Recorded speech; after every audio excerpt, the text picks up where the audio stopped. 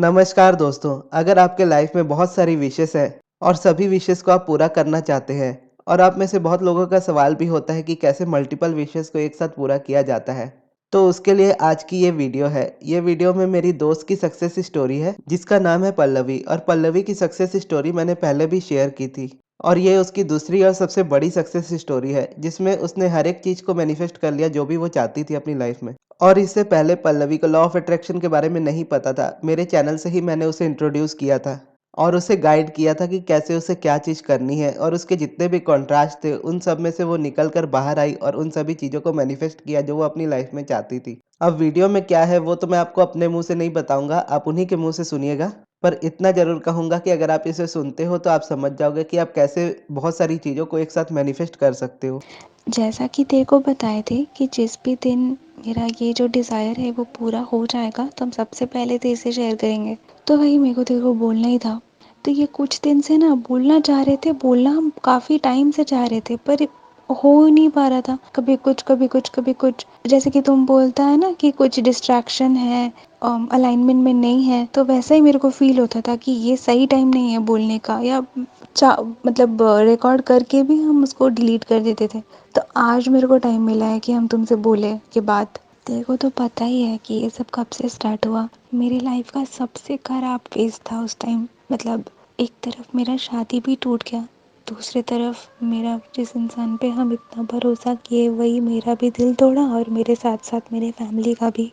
वो मतलब मेरे लिए इतना बुरा टाइम था कि हम बता नहीं सकते। हम कैसे अपने आप को रिकवर किए हैं ना, वो सिर्फ भगवान जानते हैं और हम ही जानते हैं। हर टाइम हम कोशिश करते थे कि कैसे अपने आप को हम इस सिचुएशन से बाहर निकालें। होता ही नहीं था। जब भी खाली बैठे रहते थे तो एक ही गाना है, एक मिट्टी दी खुशबू का वो एक लाइन है, एक सुन ले मेरी आस एक मन जा अरदास। वो वाला लाइन हम काफ़ी मेरे दिमाग में चलते रहता था, और उसको सोच सोच के मेरे को आंसू आता था, जो कि हम तुमको भेजे भी थे उस दिन वो रिकॉर्डिंग गाने का। हम सोचते थे मेरे साथ ही ऐसा क्यों, हम ही क्यों।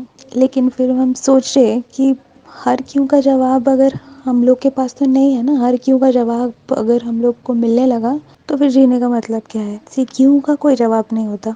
इसीलिए लेट गो करना ही सही है। हो सकता है आज हम जिस सिचुएशन में हैं भगवान उससे भी इसीलिए डाले हैं ताकि हम लोग इससे सीख के अपनी लाइफ में कुछ अच्छा कर सके। तो इस खराब फेज से जैसे तैसे हम अपने आप को निकाले, कोशिश किए। मेरा यही डिज़ायर था कि आज हम जिस सिचुएशन में हैं हमको इससे बेटर बनना है। तो इसी तरीके से हम मेडिटेशन करते गए, पूजा करते थे सुबह शाम, तुम्हारा दिया हुआ भगवत गीता पढ़ते थे, जिसको पढ़ के वैसे ही मेरे को मतलब धीरे धीरे सब अच्छा लगने लगा। सबसे बात करना, सबके इधर उधर हम लोगों के मेरे आसपास जो भी मेरे जान पहचान वाले हैं उनसे मिलना, बात करना, हम सब कुछ ट्राई किए। सब कुछ अपने आप को खुश रखने के लिए हम सारा कुछ किया है, जो कुछ भी करना चाहिए। वो ऐसा कोई टेक्निक नहीं है जो हम यूज़ नहीं किए हो। वो कुछ कुछ वीडियोस में देख के वो तेज पत्ता वाला टेक्निक, उसमें विश लिख के जला दो, फिर ये करो वो करो। लेकिन फिर हम एक टाइम पे सोचे कि ये सब करने से कोई फ़ायदा नहीं है, क्योंकि जब तक अपना दिल खुश नहीं हो हम, तब तक कोई टेक्निक काम नहीं आएगा। इसलिए हम सब कुछ बंद कर दिए और गो विद द फ्लो के साथ चलने लगे। मेरा ये एक डिज़ायर था कि जो लोग मेरे को छोड़ के गए हैं, जो जिनके वजह से हम इतने परेशान रहने लगे। अब ऐसा भी था कि हम सोचते थे हमको जीना ही नहीं है, मर जाने का मन करता था। तो हम वही सोचते थे कि मेरे साथ ऐसा हो कि जो लोग हमको मेरे बुरे टाइम में छोड़ के गया, कभी तो उनको भी उनका गलती रियलाइज़ हो और वो मेरे पास आए, माफ़ी मांगे। तो इसी तरीके से हम अपने रास्ते में चलते गए गो विद द फ्लो के साथ, यूनिवर्स पे भरोसा करके। और आज जबकि हम एकदम सब कुछ लेट गो कर चुके हैं, तो अब जो लोग मेरे साथ बुरा किया था, आज वही लोग मेरे को उनका मैसेज आता है, कॉल आता है कि हमसे गलती हो गया, माफ़ कर दो। लेकिन अब मेरे को उन लोगों के लिए दिल में कोई भी हार्ड फीलिंग नहीं है। हम माफ़ कर दिए सबको। और जो चीज़ हम उस टाइम में खो दिए थे ना, जैसे मेरा सेल्फ कॉन्फिडेंस, मेरा काम, मेरा सब कुछ, हम कभी सोचे नहीं थे कि हम कभी भी रिकवर कर पाएंगे। आज वो सब कुछ मिला मेरे को ना चाहते हुए भी। टाटा स्टील में मेरा जॉब लग गया। जो हम चाहते थे, जो लोग मेरा दिल दुखाया वो लोग आया मेरे पास, हमसे माफ़ी भी मांगा, पैसे से रिलेटेड भी सारा प्रॉब्लम सॉल्व हो गया। बिना मांगे सब कुछ मिला मेरे को भगवान से। यही मेरा मतलब यही हम चाहते थे, यही मेरा डिज़ायर था। हम हमेशा सोचते थे कि हम कुछ ऐसा करें जिससे लोगों को पछतावा हो कि वो क्या खो दिया। तो आज मेरे को मेरा ड्रीम जॉब भी मिला, जैसा कि तुमको तो पता ही है, टाटा स्टील में एज अ एम्प्लॉय मेरा जॉब भी लगा। और बाकी उससे रिलेटेड जो कुछ भी खुश, हर तरीके का खुशी अब हमको मिल रहा है धीरे धीरे। रिसीविंग मोड पे हैं हम, बस भगवान पे भरोसा रखे और सब मिलता गया मिलता गया मिलता गया। एक और चीज़ हम बोलना चाहेंगे कि सबसे ज़्यादा ज़रूरी है अपना मन शांत रखना, क्योंकि ना अगर मन अशांत हो, बेमन से कोई भी काम नहीं हो पाता। फिर चाहे दुनिया में कोई भी कितना ही मोटिवेट कर दे, संदीप माहेश्वरी आ जाए या भगवान खुद आसमान से नीचे उतर आए, लेकिन जब तक हमारा मन शांत नहीं है, हम किसी चीज़ को सोचने समझने के लिए केपेबल नहीं है, तब तक कोई कुछ काम नहीं आएगा, कोई रिचुअल असर नहीं करेगा, यूनिवर्स तक हमारा बात नहीं सुनेंगे। इसीलिए ये बहुत ज़रूरी है अपने आप को स्टेट ऑफ माइंड पे लाना, जहाँ पे हम अपने आप को हील करें सबसे पहले तो, कि एटलीस्ट हम चीज़ को सोचने समझने का शक्ति में वापस आ जाए। आज के टाइम पे अपने आप को स्ट्रॉन्ग बनाना ही चाहिए, हर सिचुएशन से लड़ने के लिए हिम्मत होना चाहिए, तो ही काम में आएगा। भगवान भी बोलते हैं ना कि जो इंसान खुद का मदद नहीं करता, भगवान भी उसका मदद नहीं करते। इसी चीज़ पे ना एक ऐड है टीवी पे, एक बॉर्नवीटा का ऐड आता है, वो काफ़ी रिलेट करेगा सबसे, और सबको वैसा ही करना चाहिए। वो उसमें वो लेडी बोलती है ना कि हार तब तक नहीं होता अगर इंसान हार मान न ले, हारना नहीं चाहिए। हार से जीतने के लिए तन को मजबूत और मन को लोहा बनाना पड़ता है। तो वही बात है, हर सिचुएशन से जीतने के लिए अपने आप को हेल्दी रखना पड़ता है और अपना मन को लोहा बनाना पड़ता है, ताकि कोई भी कुछ भी हो, कुछ भी करे, कोई भी सिचुएशन हो, हारना नहीं है। इस सब से ना हम एक चीज़ समझ पाए हैं कि लाइफ में ऐसा कुछ नहीं है जो ठीक नहीं हो सकता। इंसान जो सोचता है कि अब सब खत्म हो गया, हम डिप्रेशन में आ गए, अब कुछ हो ही नहीं सकता, लेकिन ऐसा नहीं है। हम लोगों को हमेशा ये सोचना चाहिए कि कोई भी चीज़ लाइफ में परमानेंट नहीं है। अगर अभी ये दुख का टाइम है तो ये भी ख़त्म हो जाएगा, अच्छा टाइम भी आएगा। जब हम डिप्रेशन में थे, जब हम ये सुइसाइडल थॉट्स मेरे दिमाग में आता था, तब हम तो सोचते ही नहीं थे, हमको तो लगा ख़त्म बस यही। लेकिन फिर हम सोचे कि नहीं नहीं, ये तो मेरा लाइफ का पर्पस नहीं है, ऐसे तो नहीं चलने वाला। हम मर भी जाते, खुशी खुशी मर जाते। मरना बहुत आसान है, लेकिन ज़िंदगी जीना बहुत मुश्किल है। अब तो बहुत कुछ करना है लाइफ में। सबसे इम्पॉर्टेंट चीज़ है अपने मम्मी पापा का खुशी, उनसे ज़्यादा बड़ा कुछ नहीं है। भगवान तो हमारे घर में ही है, तो अपने भगवान को दुखी करके हमको तो मर के भी शांति नहीं मिलेगा। तो इसीलिए किसी भी सिचुएशन में हार मान लेना सही बात नहीं है। हम अपना कर्म करते जाएंगे, यूनिवर्स हमको उसका जो फल है वो देंगे ही देंगे। और ऐसा कोई ज़रूरी नहीं है कोई स्पेसिफिक टेक्निक करना है, बस कॉन्फिडेंस चाहिए कि हम यूनिवर्स से जो मांगे उस चीज़ पे भरोसा होना चाहिए कि वो मिल के रहेगा। आज हो, दो कल हो, 100 साल बाद हो, 10 दिन बाद हो, 20 दिन बाद हो, लेकिन मिलेगा ही मिलेगा, तभी सब कुछ काम करेगा।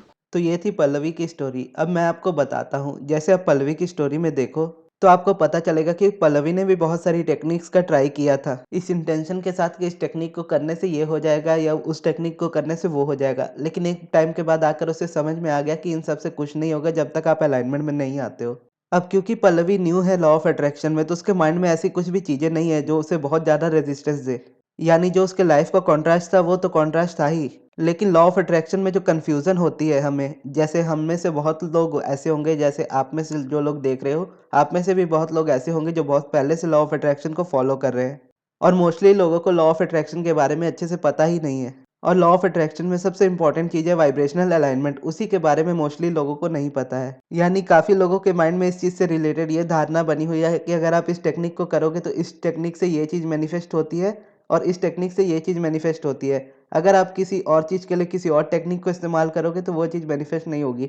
तो इस तरह की बहुत सारी चीज़ें बहुत लोगों के माइंड में होती है। पहले मेरे भी माइंड में थी जब तक मैं अब्राहम से नहीं मिला था और उनकी टीचिंग्स को नहीं जाना था।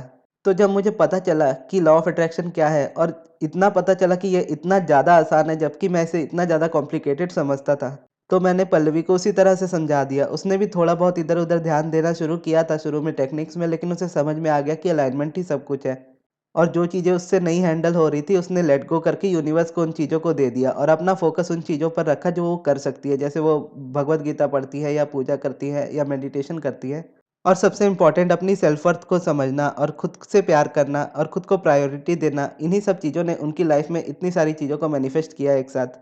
अब जैसे मैं आप लोगों से कहना चाहता हूँ कि जैसे मैंने पर्सनल सेशन शुरू किया था, आप सभी को पता होगा, तो उसके बाद मेरे कुछ सब्सक्राइबर्स का मेरे पास मैसेज आया डीएम में और उन्होंने मुझसे ये क्वेश्चन पूछा कि भैया हम पहले आपसे सभी क्वेश्चन पूछ लिया करते थे और अभी आप पर्सनल सेशन लेते हो तो क्या आप हमारे मैसेजेस का रिप्लाई नहीं करोगे? फिर मैंने उन्हें बताया कि ऐसी कोई बात नहीं है, जब भी आप मुझे मैसेज करोगे और मैं उस मैसेज को देखूंगा तो मैं उसे आपको ज़रूर रिप्लाई करूंगा। क्योंकि अभी मेरे पास इंस्टाग्राम में 40-50 मैसेज होते हैं लोगों के, तो मेरे पास सबके लिए टाइम हो जाता है, यानी सबके मैसेज मैं पढ़ के उन्हें रिप्लाई कर सकता हूँ।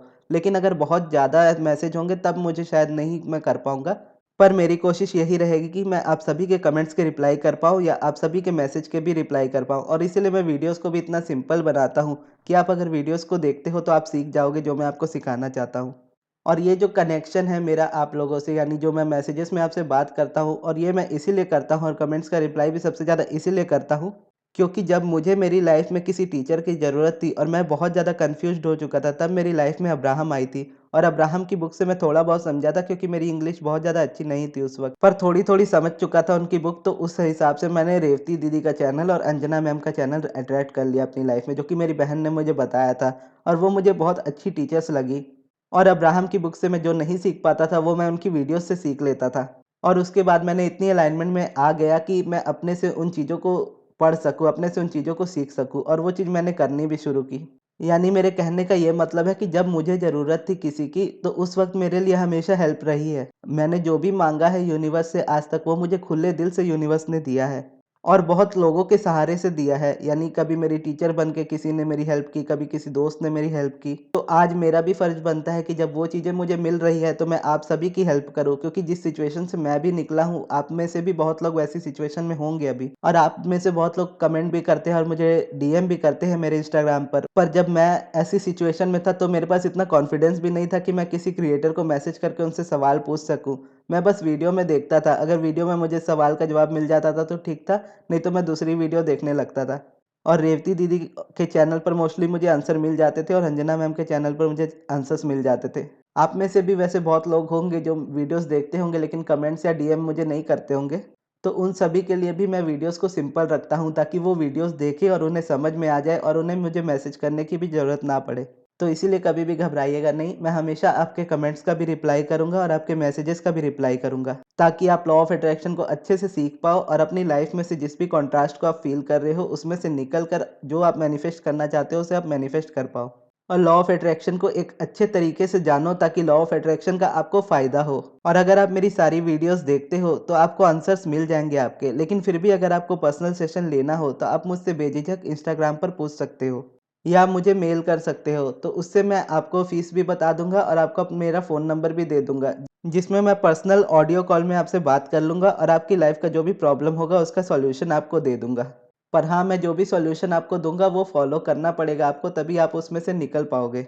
तो ये थी दोस्तों हमारी आज की वीडियो। आपको ये वीडियो कैसी लगी कमेंट बॉक्स में ज़रूर बताइएगा। अगर आपके कोई सवाल हो तो वो भी आप मुझसे पूछ सकते हो कमेंट बॉक्स में, और इस वीडियो को यहाँ तक देखने के लिए बहुत-बहुत धन्यवाद।